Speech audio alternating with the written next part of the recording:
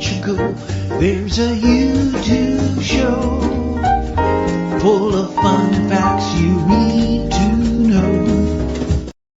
Hola, bon dia, alegria, Munson here with the Good Morning Portugal show, a podcast and a Substack as well. And you know what? We've changed how we do this about 4 weeks ago, and it's proving much more useful, successful. I hope it's useful to you as well. We're reaching many more people, many more views, and of course, we do miss the live stream, so we'll do an occasional live stream from time to time. However, onward this morning into a new week. It's the 26th of May, and here to talk with me this morning, a Good Morning Portugal GMP legend, Mr. James Holly. Let's bring him on, the old banana slug himself. How you doing, James? Bom dia! Olá, bom dia. Tudo bem? Fantástico, obrigado. E tu? Excelente. Muito bem, muito bem. Yeah, 5 estrelas. Muito obrigado. 5 stars, 5-star rating. Estrelas. Okay, Even see, if I give that to myself. still having trouble hearing whether it's actual Portuguese or Portuguese with an accent. But Actually, I think you'll find it's actual Portuguese, right? Well, and I was listening to. Do you remember our old elephant in the room efforts? I do. I was watching one of those. It was hilarious. We did it in a comic strip style. I might Yes, put the link to that. I remember. So yeah, how are things with you? We're really into the spring kind of summery vibes now here in Portugal, and this is for the first time with you in Espinho. How is No, actually, this is the second time. I was here last Monday of last. Or I think I was the first show in this format. You were, weren't you? And I suppose we were. Yeah, but I mean, the real summery vibes. You haven't experienced those yet in Espinho? Not quite yet. Well, Espinho being a beach town, and especially a little more north, there's a bit more fog in the morning. There's more clouds in general, but they always blow over. So you go from dark clouds to bright sunshine to heavy wind to breezes. It just changes all the time. But it's getting slowly more and more sunshine every day. So, and that to me, that's what spring is. So until June 20th or somewhere in there, when we actually hit the summer equinox, and it's like, all right, this is the way it's supposed to be. And I'd rather it was cooler than hotter anyway. So Okay. Yeah. Everyone, when I was in Ericeira, I go, oh, but it's colder. It's like, oh, I don't mind it being a little. I mean, Ericeira was beautiful, but I don't mind if it's a little cooler. So, and it's only 1 or 2 degrees on average. You are not one to run with the crowd, I've noticed. Yeah, I guess that's true. Well, the reason I mention that is because today is a good example of that. I recorded a little program with Colin Ross Jones, who helps people buy cars when they come to Portugal, and I think you took issue with the context and possibly the atmosphere of our conversation. Yeah, well, it wasn't really issue. I just noticed, the question was, can you survive in Portugal without a car? Yes. And the feel of the interview was, hell no, you need a car. Absolutely, get one now, and Colin can help you. That's kind of what it felt like to me.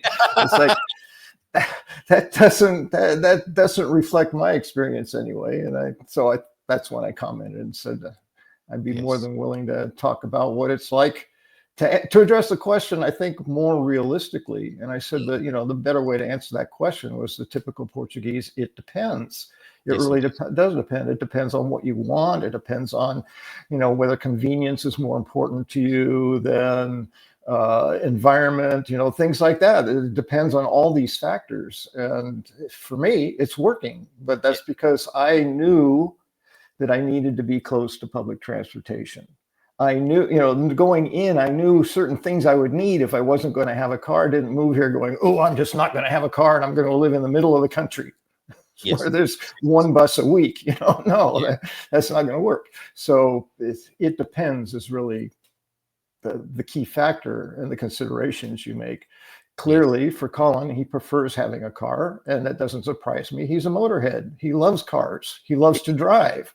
So public transportation, no, I can't go to 5 grocery stores in the same day. It's like, okay, well, do it several times a week and go to one different. And then it'll reduce your groceries and it'll reduce. But then there's the convenience factor. I don't want to have to go shopping that often or whatever. So Yeah. it really does vary, and it's working for me. And I haven't even really put my electric bike to use yet. So that'll make it even better locally.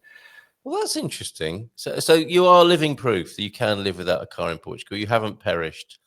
Yeah, and not only can, but prefer. Yes. When I do the it depends, and I look at what are my priorities, environment is one priority. I take pride in having the smallest footprint, environmental footprint I can have. I saw a graphic on. You did. I saw that. Yeah, it was very interesting. Yeah, and I said, "Wow, I'm in the top 3 smallest footprints, that are measured." So, and I felt pride in that. I felt good that that was true. Now, me personally, it doesn't make a squat of difference in the results of the planet, but you get a significant percentage of people who say, "Yeah, that's important to me. What can I do about it?" And then they make those changes. It could potentially make a substantial difference. So, yes, that's one factor that's important.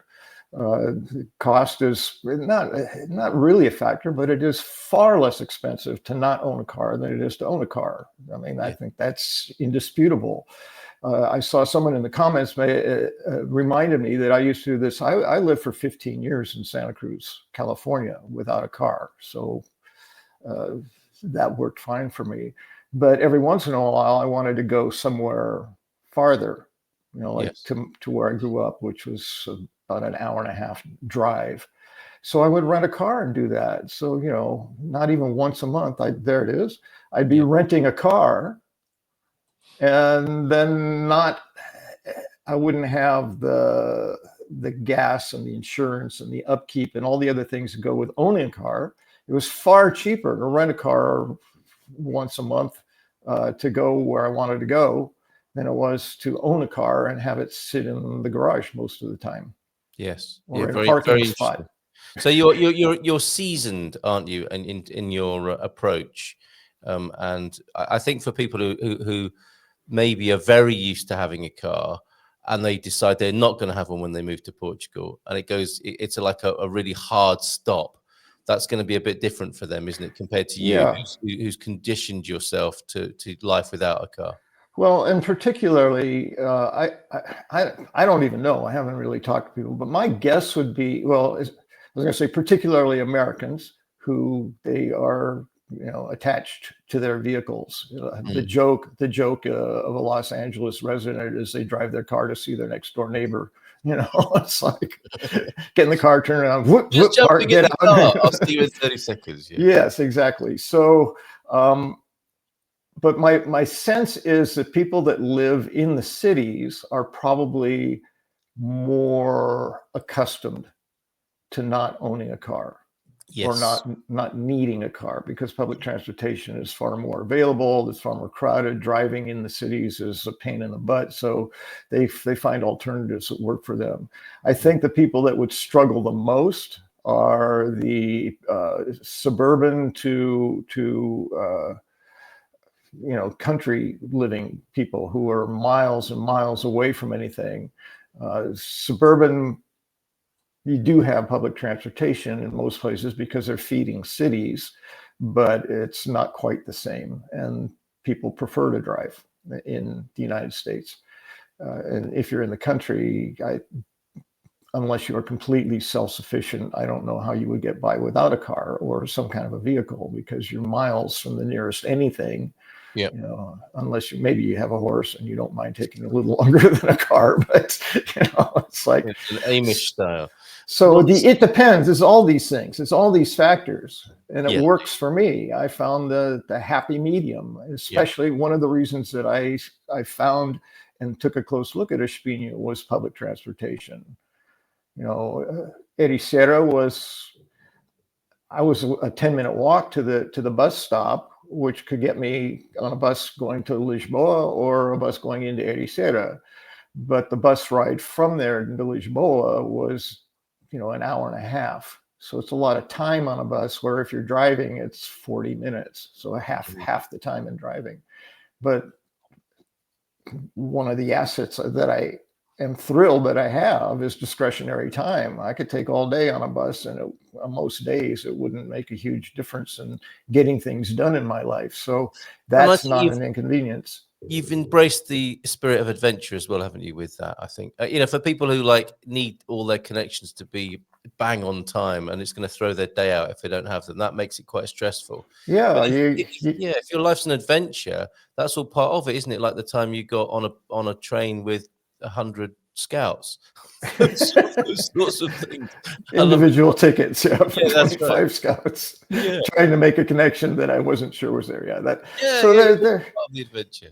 Yeah. especially at first, and especially with the lack of language, it can be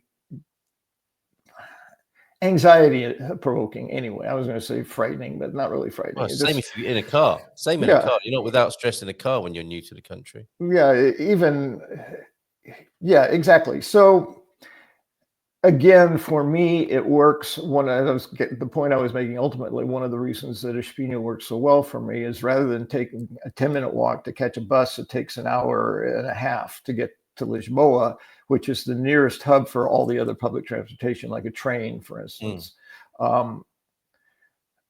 I can, or a bus even to say Porto, or the Algarve. Lisboa was the nearest transportation hub to where I lived in Ericeira. So I'm looking at 2 hours just to be able to get a train. In Espinho, I walked 10 minutes to the train station. It's Right? nice. There's a substantial difference. And I don't have to walk up incredibly steep hills to get to where I need to go. It's flat. So it's easy, which is another factor that suits me. I don't mind exercise. I just want to sweat every time I go outside and try and go someplace. So Well, very good. Very good. So you've built your life around that lifestyle choice, if you like. The coach is yes. in backstage. If you're a member of the Portugal Club, you can hang out backstage. You can even jump on screen from time to time as well. Coach is here. Bom dia a todos. Tudo bem? Have a great week, y'all. And he's chipping in with this as well. Renting cars in Portugal out of season is pretty cheap. Our last rental, Fiat Panda, was less than a tenner a day. Good info. So yeah, you can rent, you can hire a car, and out of season, you can get some great bargains as well. Just putting miles on cars for people elsewhere. I think that's how it works in the rental industry. Just going back to this chart you mentioned then, where you rate very well. And it's also surprising here, isn't it, for those people who think they're doing having some sort of eco victory by getting themselves an electric car. That I think the setup for this graphic was we've been looking at things from the wrong angle. Could you explain that to us? Well, I'm not sure what that particular graphic setup is, but I do know that things that I have considered when I've been looking at what are the alternatives, and electric cars seem to have become the it thing. Like, that's it. That's the answer. We'll free the planet of all pollution and all. There's a feeling, Yes, which just isn't so. In terms of exhaust, you're not putting carbon dioxide in the atmosphere or other toxic chemicals through your exhaust system, because you don't have one with an electric car. But I have wondered ever since the first idea of, oh, this is a good way to go, is what are we going to do with the batteries when they're exhausted? Have we thought 20 or 30 years down the road and we have 1 billion electric cars that now have batteries that don't work? And what do we do with all those parts? They're getting better and better at taking them apart and recycling. I know they're attempting to address that, but you can't exclude from the footprint the manufacturing process, the raw materials, the building of the vehicle, the energy expenses of transporting the vehicles to where people can buy the vehicles, everything that goes into owning a vehicle. All of those things are factors in the footprint that they make on the environment.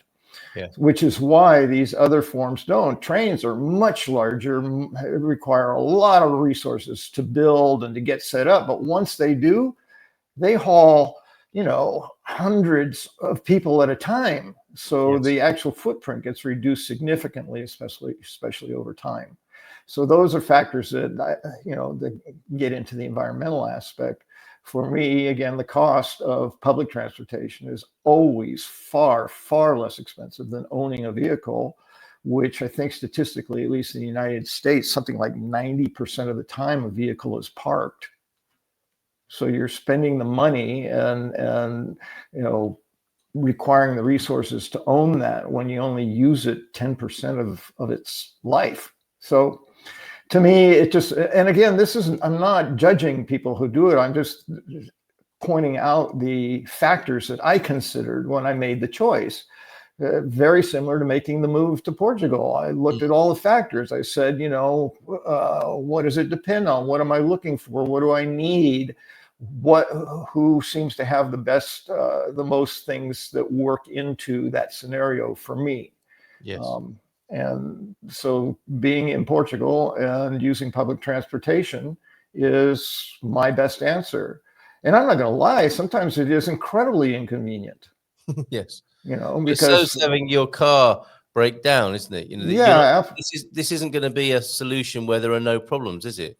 No, and the mention of weather. All right, yes, if it's raining, yeah, you might get more wet, but if you have the proper attire and potentially an umbrella, it's not a whole lot different than leaving your house, going out to the street when it's pouring rain, and getting in your car wet or under your umbrella and into your car. So you go a different day as well, can't you? You could just change your plans. Yeah, and the weather changes so frequently on a hourly basis within most places in Portugal. It can be rainy in the morning, and I was planning to go grocery shopping, which is a 15-minute walk to the nearest grocery or supermarket.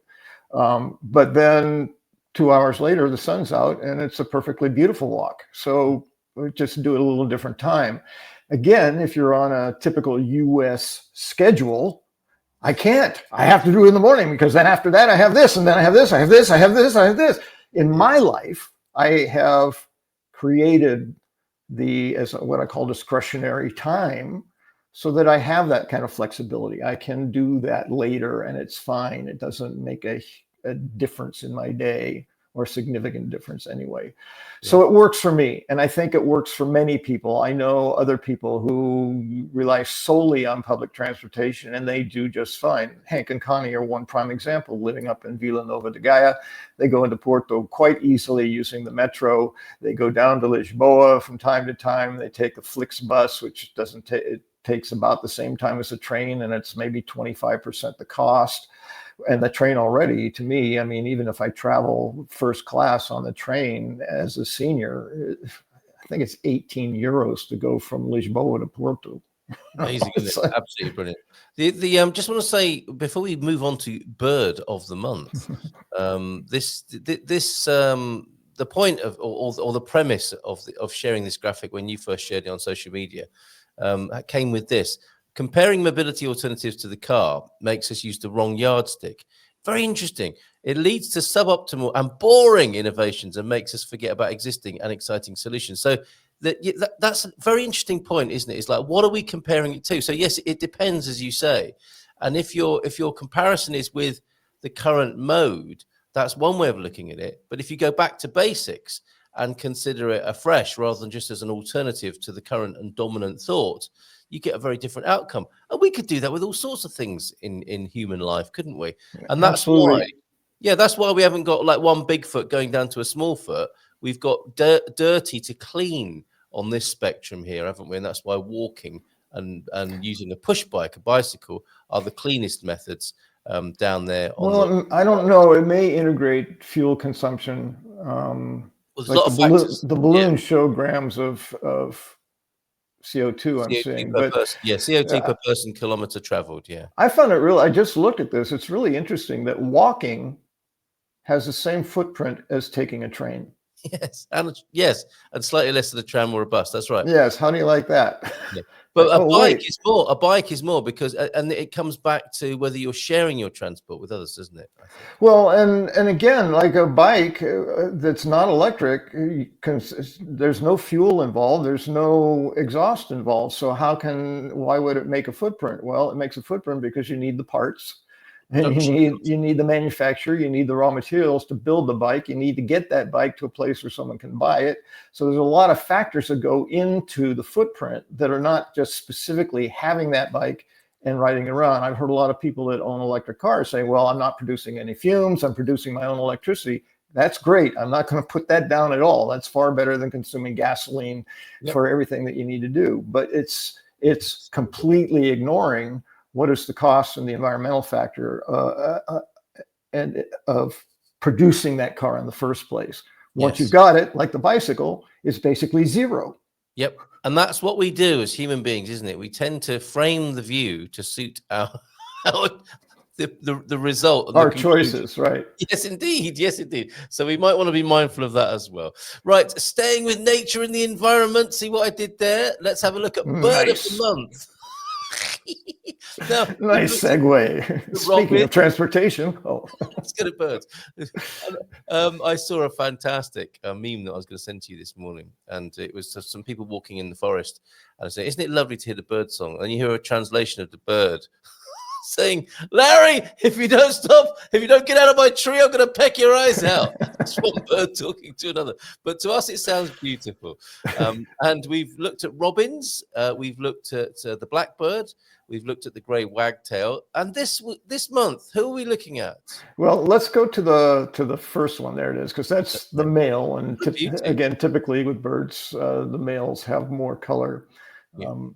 The Totinegra dos Velados, of course, which in English is Sardinian warbler, and I don't think that's a direct translation. But no way is it a direct translation. Right. Okay. And notice, I just will point out, it's Totinegra, not Tutinegra. Sounds very Italian, almost, really, doesn't it? Totinegra. Tutinegra. Okay. And have you seen this? Is that why you've chosen? Yes, actually, so far all the birds that I have shared, and it probably will continue, are birds that I have personally seen here in Portugal. This segment is helping me out a lot because I don't want to be completely uninformed about the bird when I present it and say, "Oh, pretty picture," and then move on. So I try to get a sense of where does it reside? Does it migrate, where does it breed, whatever within Portugal, to have some answers to that. I also listen to the bird song just out of curiosity. Very nice. This has a very interesting one. And again, the app that I use, and I don't know if I paid for it and I don't remember. It's not a subscription. So if I paid for it, it's a one-time thing. But you can identify birds by taking pictures of them. You can identify birds by playing their songs. And then you get all this information about them. So there's a difference between the male and the female. And the little baby is very beautiful as well. Look at that. Yes, and I'm guessing that's a baby male because the colors are already coming in, but it's hard to tell when it's young. The literal translation is the black cap, which it may be called that in some places, I guess, the black cap of the ditches, the black cap of the ditches there. And that's why you can see it might have been called a black cap in some places there because there's a black cap. Yes. Just as we'll call it again for so many bird names, like, it's got a red eye. Let's call it the red eye. Yes. But it's in the warbler family, so we'll call it the red-eyed warbler. Whatever. Yes, indeed. Two-faced warbler. What is it with it when you have a car with a vinyl roof like that? I can't remember. The two-tone warbler. There you go. Like that. Very good. It is a resident year-round in Portugal, so you will see it pretty much any time of the year. I haven't seen a lot of them. I don't see them frequently, so that tells me they hide out in bushes or more wild areas or whatever. But I did see one in Ericeira when I was there. So very good. We've seen it. A red star. Had a red star. I swept up the garden, the yard, as you would call it in the States. And of course, when you sweep your yard, it unearths all sorts of things that birds like. And so we saw a red star, who I suspect will also make an appearance into the bird of the month that you choose for us. James, thank you very much for being with us this morning, putting the record straight on whether you can or can't live without a car in Portugal and choosing a bird for us. Final word to you, my friend. Again, it depends, and it's absolutely possible. I mean, it's just a matter of choice and priority. So that's all I really wanted to get in there. I'm glad you did. I'm glad you did. The other conversation felt really auto-centric to me, and it's like, well, come on. Yes. Well, it would do with Colin, as you say. He's rather partial, although he is becoming quite the convert. Not a convent. Not a convert or a convent. He's becoming quite the convert. I wanted to shout out. I saw him on Friday night at a dinner party, and I wanted to shout out Judas, just like when Bob Dylan went electric, Colin's going the same way. He's fallen in love with the Renault 5 electric, something I never thought would happen. So he's going through his own Bob Dylan moment. Have a great week. Boa semana, amigo. Obrigado. Muito obrigado. Para Ciao, ciao. In Portugal, there's a YouTube show full of fun facts